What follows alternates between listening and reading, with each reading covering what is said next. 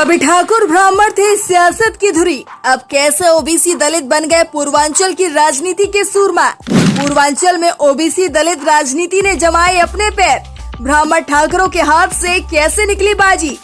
पूर्वांचल में ओबीसी का फैक्टर कितना करेगा काम, इस वीडियो में समझिए पूरा समीकरण। पूर्वांचल की सियासत की दशा और दिशा एक समय ब्राह्मण और ठाकुर तय किया करते थे, लेकिन मंडल कमीशन और दलित राजनीतिक चेतना के बाद सियासी हालात बदल गए। अब पूर्वी यूपी की राजनीति में ओबीसी दलित की भूमिका महत्वपूर्ण है। ओबीसी जाति की राजनीति करने वाले सियासी दलों का आधार पूर्वांचल के इलाकों में ही है। ऐसे में बीजेपी ने निषाद पार्टी से लेकर सुभा सपा और अपना दल जैसे दलों को मिला रखा है, जिनकी अग्नि परीक्षा इस इलाके में होनी है।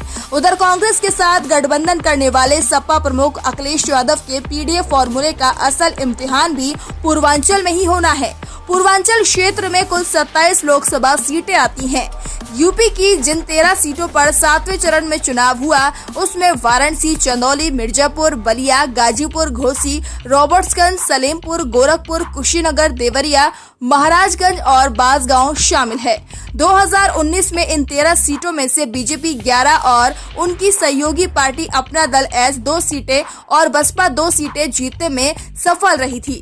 कांग्रेस और सपा को एक भी सीट नहीं मिली थी, लेकिन इस बार सियासी हालात बदले हुए हैं। विपक्षी इंडिया गठबंधन ने बीजेपी के लिए राह आसान करती रही।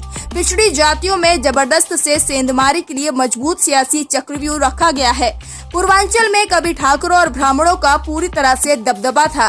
कमलापति त्रिपाठी से लेकर कल्पनाथ राय, हरिशंकर तिवारी, अमरमणि त्रिपाठी, रमापति राम त्रिपाठी, सीएम चंद्रशेखर, शिव प्रताप शाही, ब्रह्माशंकर त्रिपाठी, वीरेंद्र प्रताप शाही जैसे सवर्ण नेताओं के इर्द गिर्द पूर्वांचल की सियासत सिमटी हुई थी। पूर्वांचल का कोई जिला नहीं था जहां पर किसी ठाकुर, ब्राह्मण या फिर भूमिहार नेता का दबदबा ना रहा हो। लेकिन 90 के बाद दलित और ओबीसी का उभार हुआ और पूरी तरह से अपना दबदबा जमाने में कामयाब रहे। मंडल कमीशन और कांशी राम की दलित राजनीति चेतना के बाद पूर्वांचल की सियासत में तमाम ओबीसी और अति पिछड़ा जाति के नेता उभरे।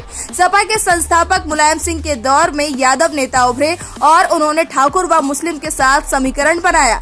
बसपा ने पूर्वांचल में कुर्मी, राजभर, नोनिया और मल्हा समुदाय के नेताओं को आगे बढ़ाया गया। बसपा के ज्यादातर नेताओं ने पूर्वांचल में सवर्ण सियासत के खिलाफ खड़े हुए और अपनी राजनीति जमीन बनाने में कामयाब रहे।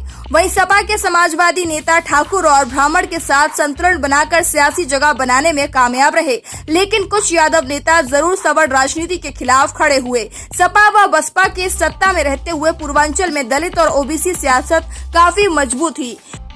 निषाद पार्टी के अध्यक्ष संजय निषाद और सुभा सपा के प्रमुख ओम प्रकाश राजभर जैसे नेता काशीराम की सियासी प्रयोग से भी निकले हैं और बसपा से अलग होकर ही अपनी पार्टी बनाई है। इतना ही नहीं, कुर्मी समुदाय के बीच सियासी आधार रखने वाले अपना दल के संस्थापक सोनेलाल पटेल ने भी बसपा से निकलकर अपनी पार्टी बनाई थी। पूर्वांचल की मौजूदा राजनीति में कुर्मी, मल्हा और यादव वोटर अहम हैं, जिसमें से 2 जातियां अगर एक साथ आ जाती हैं तो फिर उनकी ताकत काफी बढ़ जाती है। बीजेपी अपने सवर्ण वोट बैंक के साथ कुर्मी और मल्हा समुदाय को जोड़ने में कामयाब रही, तो सपा का मुस्लिम यादव दांव फेल हो गया और बसपा का दलित मुस्लिम फॉर्मूला भी नहीं चला। इसीलिए सपा प्रमुख अखिलेश यादव ने इस बार पीडीए का फॉर्मूला आजमाया है, जिससे बीजेपी के खिलाफ जबरदस्त जातीय चक्रव्यूह रचा है। Bureau report, VR news.